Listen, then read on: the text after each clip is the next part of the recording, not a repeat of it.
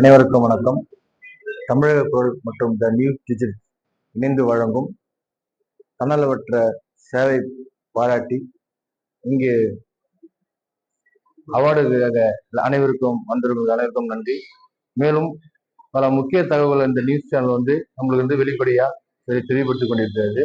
இன்னொன்று, இந்த நியூஸ் சேனலும் வருடம் ஆளுங்களை நம்ம பொது சேவை செய்யும் நபர்களை தேர்ந்தெடுத்து அவார்டு வழங்கி வருகிறதுக்கு மிக்க மகிழ்ச்சியா இருக்குது. தமிழகம் மற்றும் பாண்டிச்சேரியில் மக்கள் இந்த நியூஸ் நல்லா பரபரப்பா நியூஸ் போயிட்டு இருக்குது.